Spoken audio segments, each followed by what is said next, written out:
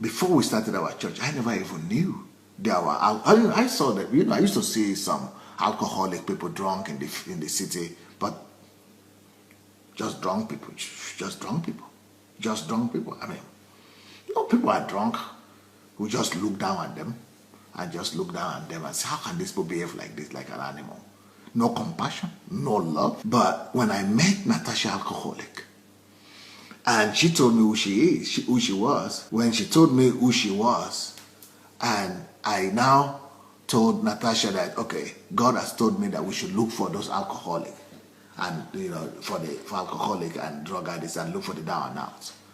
She was working for a foreign company, and she's a single woman. She said, yes. I couldn't believe it. What was the problem? She said, I'm going to retire from my job. I am going to, lose my salary. I'm going to lose my job and everything. I don't know what to live on, but I'm going to give my life to go and look for people like this who are drug addicts.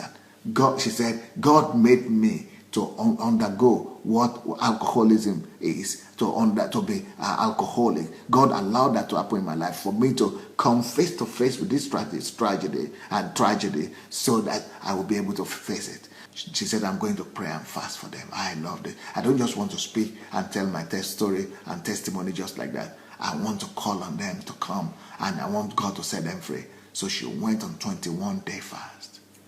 She didn't eat for 21 days.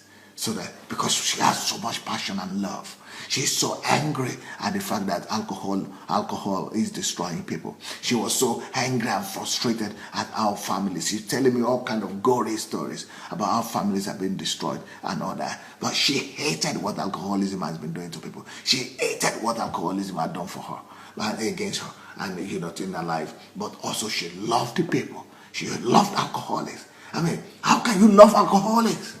Hello? How can you love alcoholics? How can you love drug addicts? How can you love them? I never knew that until I met Natasha alcohol. So when we went to do that program, she spoke to them in their language. People started to call. And that was one of the breakthroughs that we recorded in the history of our church. People started looking for, because she had the love for the alcohol victims, so strong a love that she could sacrifice her food. She could sacrifice her comfort. She could sacrifice even not to eat for 21 days. Just seeing those people coming.